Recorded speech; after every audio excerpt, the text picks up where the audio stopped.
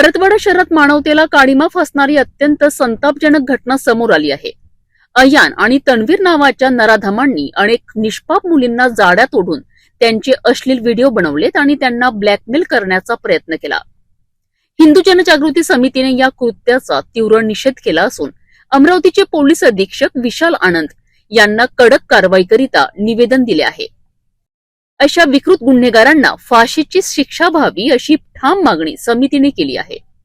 नाशिकसह राज्याच्या इतर भागातही अशा घटना वाढत असल्याने आता पोलीस प्रशासनाने अधिक सतर्क होणे गरजेचे आहे।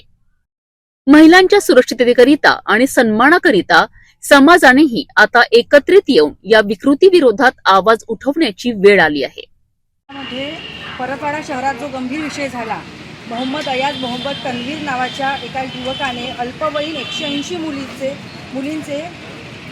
लैंगिक व्हिडिओज त्याने व्हायरल केले आणि त्याच्यानंतर त्यांना ब्लॅकमेल सुद्धा करण्यात आलं। याबद्दलचं तीव्र निषेधासाठी आज आम्ही हिंदू जनजागृती समितीकडून आम्ही सगळ्यांनी सरांना निवेदन दिलेलं आहे की त्याच्यावर कडक कारवाई तर करण्यात यावी, कारण त्याला पकडण्यात तर आलेलं आहे, पण कुठेतरी त्याच्यावर SITची टीम स्थापित करून त्याला कठोरात कठोर शिक्षा, फाशीची शिक्षा त्याला अशा नराधमाला देण्यात यावी।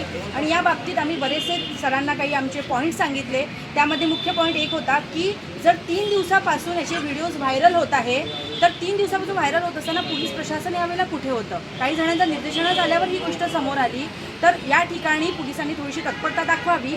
अशीच घटना नाशिक इथे सुद्धा TCS सारख्या ज्या कंपन्या आहे मोठ्या मोठ्या, इथे सुद्धा हिंदू मुलींवर असाच प्रकारचा छळ केला जात आहे, जो छळ लपलेला आहे। तिथे त्यांना गोमांस खाणं, त्यानंतर त्यांना लैंगिक अत्याचार, ह्या सगळ्या गोष्टींची बंदी त्यांच्या ठिकाणी होत आहे। तर या ठिकाणावर सुद्धा लक्ष देण्यात यावं आणि कठोरात कठोर शिक्षा अशा नराधमास देण्यात यावी। आणि आम्हाला हे पण सांगायचं आहे की हे जे व्हिक्टिम्स आहेत, याबद्दलचे ज्यांच्यावर अत्याचार झालेले आहे, त्यांची सुद्धा जी हे बातमी आहे ती गोपनीय सुद्धा ठेवण्यात यावी तितकीच, कारण की मुलींची गोष्ट आहे तर ती गोष्ट गोपनीय सुद्धा असायला हवी। या सगळ्याच बाबतीचं निवेदन आज हिंदू जनजागृती समितीकडून देण्यात आलेलं आहे।